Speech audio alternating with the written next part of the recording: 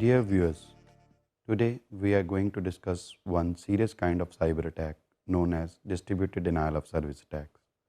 We will try to explore about introduction of DDoS attacks, motivation behind these attacks, what are the consequences of these attacks, vulnerabilities in the basic protocols that can be exploited by the attackers to launch these attacks, and in the last part of the lecture we will discuss about the classifications of these attacks.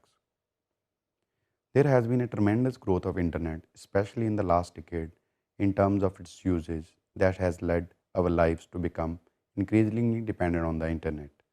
The internet has become essential for information flow, business, commerce, communication, education, entertainment, and research activities.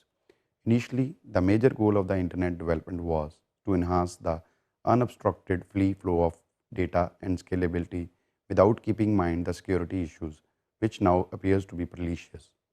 Its architectural design was made simple for ease of usage, but subsequently it fascinated the attackers to exploit the vulnerabilities and launch a variety of attacks for plethora of reasons. These threats can target basic CIA model of security, which deals with confidentiality of data, integrity of data, and availability of services. Availability of services is primarily targeted by launching a denial of service attack, which is characterized by an explicit attempt by attackers to prevent legitimate users of service from using that service. Denial of service attacks has undoubtedly overtaken all concerns and has emerged as arguably the most severe form of attacks in the last decade. The major goal of DDoS attacks is to disrupt or deny the services for numerous reasons. Think out a situation: you are a reputed online shopping company and suddenly your web service becomes unavailable to the customers. When you deeply investigate, you realize that a flood of packets is surging into your network. You have just become one of the hundreds or thousands of victims of denial of service attacks, a pervasive and growing threat to the internet. Traditionally, the security community has focused its attention on unauthorized disclosure or modification of information and perhaps theft of services. Denial of service was largely ignored as being unlikely to occur because the attackers would not gain anything from such an attack. Clearly, this is not the case today. Denial of services can be a devastating attack. It can put merchants out of business and can cause major and very visible disruption to our cyber world. It can be used against specific companies for which the attacker has a grudge or has been paid to attack, or it can be used by terrorists to cause major disruption to critical intermediate and victim infrastructure. This type of attack may include attempts to flood a network, disrupt connections between two machines, disrupt service to a specific system or person, thereby preventing legitimate network traffic to access network, server, service, or website. Thus, a denial of service attack aims to deny access by legitimate users to shared services or resources. Such an attack can be configured in many ways, like targeting operating system or network services. The first way targets to crash a system by sending one or more carefully crafted packets that exploit software vulnerabilities on target server. For example, the ping of death attack that sends large international control message protocol ping packets that is fragmented into multiple datagrams to target system, which can cause certain operating systems to crash, freeze, or reboot due to buffer overflow. The second way is known as flooding type of DOS attacks that employs massive volumes of useless traffic to occupy all the resources that could hamper service to legitimate traffic. While it is possible to prevent the first form of attack by patching known vulnerabilities, however, the second form of attack cannot be easily prevented. The targets can be attacked simply because they are connected to the public internet. Next comes the bigger version of denial of service attacks called distributed denial of service attack. When the traffic of DOS attacks comes from multiple sources, it is called distributed denial of service attacks. By using multiple sources, the power of a DOS attack is amplified and the problem of defense is made much more complicated. Both DOS and DDoS are a huge threat to the operation of internet sites, but the DDoS problem is more complex and harder to solve because of the following reasons. First, it uses a very large number of machines. This yields a powerful weapon. Any target, regardless of how well provisioned it is, can be taken offline.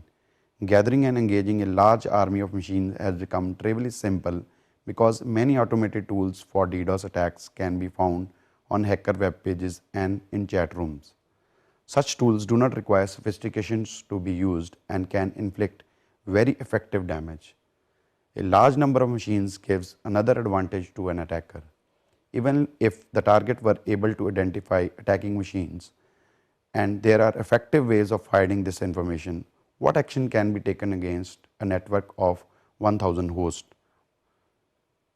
The second characteristics of some of the DDoS attacks that increase their complexity is the use of seemingly legitimate traffic. Resources are consumed by a large number of legitimate looking messages. When comparing the attack messages with legitimate ones, there are frequently no feature to distinguish them. Since the attack misuse a legitimate activity, it is extremely hard to respond to the attack without also disturbing this legitimate activity. Look at the figure which shows the complete modus operandi of the DDoS attack.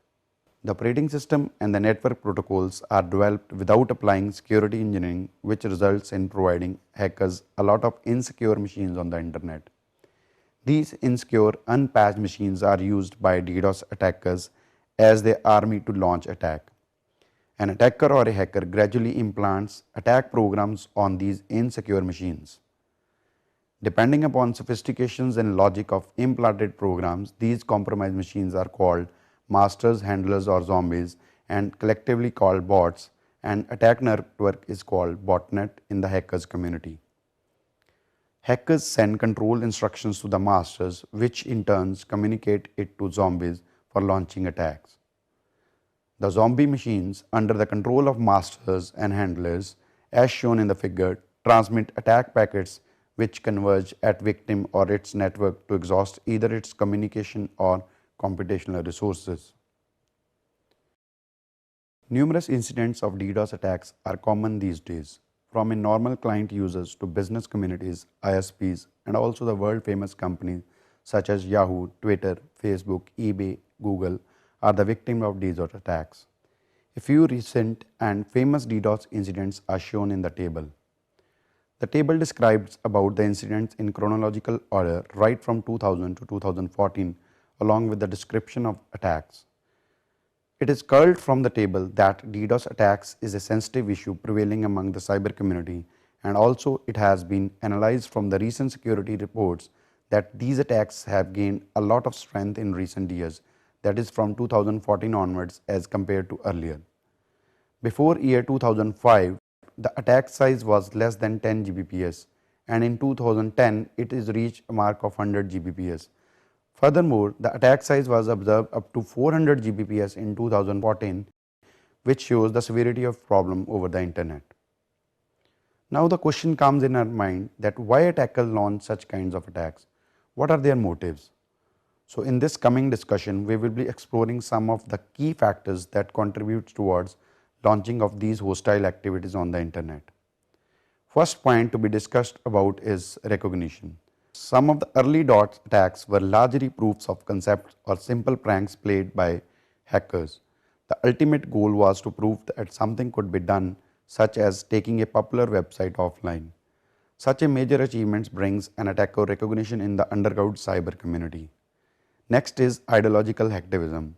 Another frequent motive of DDoS attacks is self-described as being political. Individuals or groups who disagree with views or actions of certain organization, an online media site, a corporation or a government have been known to launch DDoS attacks against computers and networks owned by this organization. Financial gain can be another factor which motivate the attackers through the monetary gain to launch several kinds of DDoS attacks. After launching these attacks, they may also demand for ransom amount of money to prevent further attacks. The attackers involved these types of are most experienced. Next is vandalism. The motive of this category of attacker is to destroy the available resources as they don't believe in anything and are senseless. According to the recent reports, the attackers related to this type of attacks have been increased recently. Lastly, revenge or competitive spirit in the business. Attackers may launch the DDoS attacks to take the revenge. The attackers may be employees of certain organizations that were dishonored in some disputes. However, there is a major lack of data on perpetrators and motives of DOS attacks. The vast majority of attacks are not reported. In further discussion, we will be exploring what are the consequences of these attacks. The consequences of DOS attacks may be very severe. It depends on the kind of attack launched by the attackers, the organization, and the target of the attackers. The long duration DDoS attacks are more rigorous and these must be mitigated quickly after detection. DDoS attacks may lead to the following consequences: huge revenue losses, reputation of organization may go down, loss of shareholders' confidence, customers' dissatisfaction, loss of important data due to system crashes, extra operational cost. Hence, consequences of these attacks are so severe that it may lead to social, financial, and legal implications among the cyber community. Let's now discuss about the vulnerabilities present in our basic protocols and architecture that lead to perform this type of sophisticated attack. Firstly, the stateless nature of the internet. It means that intermediate routers do not maintain any state information about the forwarded packets. Because of this accountability, computer forensics are difficult to conduct that theft the attackers unidentified. Secondly, there is a lack of authenticity over the internet. Without authentication, malicious internet users can claim the identities of other users without being easily detected or located. The most common example of this type of attack is IP spoofing, where attacker can easily spoof the source IP address of the another machine. Thirdly, the deterministic nature of the internet protocol. This is not a design flaw, but is often necessary to proper operation of internet protocols. That is the TCP connection establishment procedure and TCP connection control mechanism. The three-way handshake TCP mode mechanism, which is predictable and can be easily exploited to launch flooding type of attack known as SYN flooding attack. Last but not the least is the mimicking legitimate user behavior. Attackers can easily mimic the behavior of legitimate users, which leads them to perform a kind of attack called application layer DDoS attacks.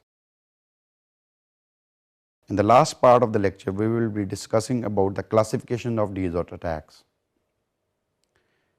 DDoS attacks may occur at every layer of OSI model.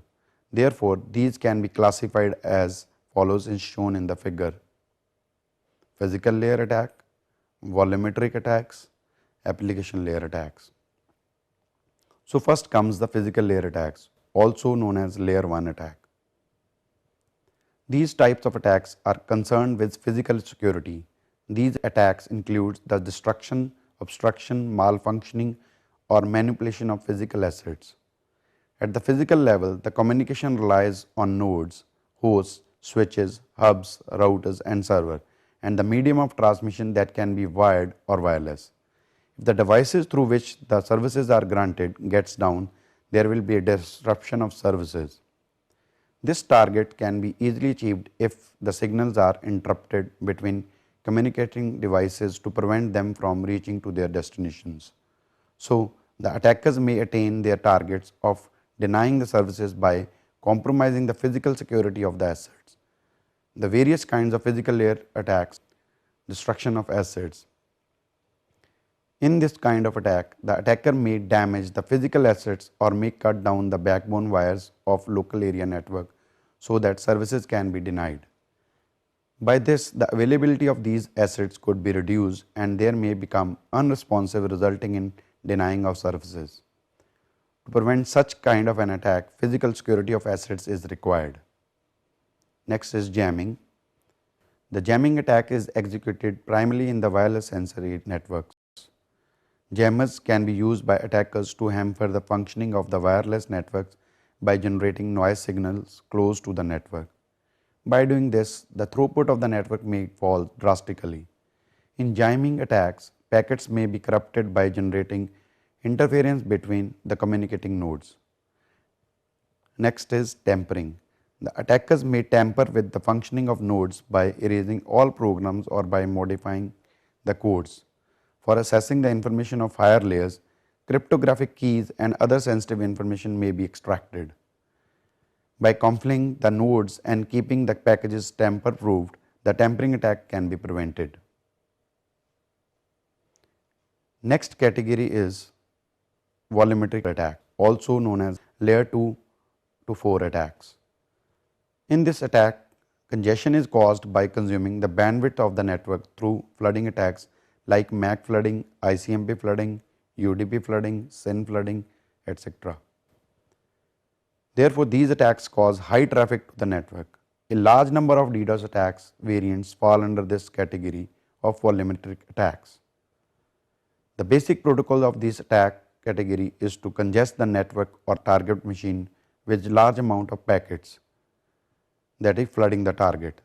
This results in total consumption of resources by the attacker.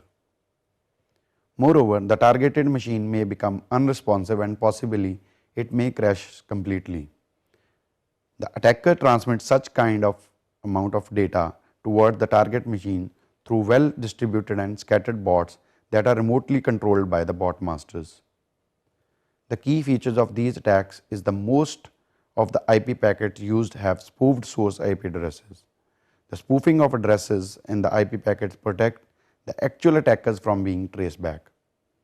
The different kinds of volumetric attacks are MAC flooding, ICMP flooding, UDP flooding. The attackers clone the MAC addresses and send a huge number of frames of data towards the switches. Besides, the non-existing MAC addresses are used by the attacker to alter the ARP caches. Switches have a certain memory that is used to handle the request and to reserve the resources for them. When huge volume of forged requests are received by the switches, it starts allocating the resources for the cloned MAC addresses and start denying the request to the legitimate ones. Likewise, it may also affect the routing tables of the routers at the network to drop the entries in the table which make the routing services unavailable. Next comes the ICMP flooding. ICMP flood is the error control protocol in the network layer. Query messages are used to diagnose the network problem through ICMP requests that are encapsulated into IP packet. Attackers send numerous ICMP packets to the target server with huge range of spoofed source IP addresses.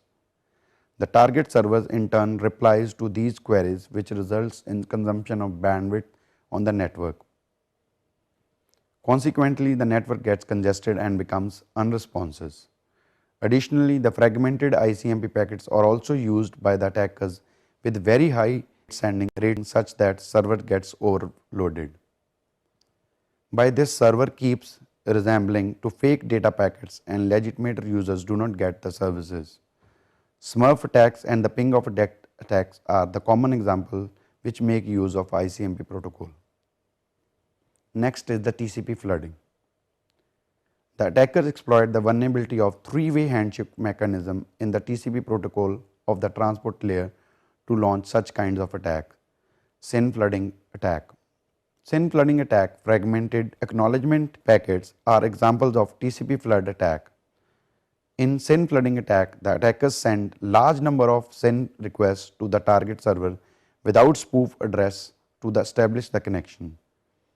Upon receiving the SYN request, the server allocates the resources to each request and sends response with SYN ACK packets. As responses of the server will not entertained due to the spoofed addresses and TCP three-way handshake connections remains in half open state till timeout. A very large number of such requests are sent by the attackers to make the target machine unavailable. The scenario of SYN flooding attack is shown in the figure. Next is the UDP flood. Unlike TCP, UDP is connectionless protocols of transport layer. UDP packets are used by attackers to exhaust the bandwidth of network. By launching the attack from distributed side with the help of bots, attacker converges high traffic towards the victim. The echo and the charging services of UDP are generally exploited to launch such kind of attack. Other kinds of attacks which can be launched through UDP are DNS flood, UDP fragmentation, VoIP flood, etc. Final classification is based on the application layer attacks, which are also known as layer 5 to layer 7 attacks. In contrast to volumetric attacks, these attacks generate low traffic at the network but send the large request to the web server. Hence, these attacks can critically overwhelm the resources of the web server. These attacks include HTTP GET and POST request flooding, etc. Various protocols of the application like HTTP, HTTPS and DNS, etc. are being exploited by the attacker. At last, I would like to conclude that DDoS attacks is a devastating attack among the cyber community.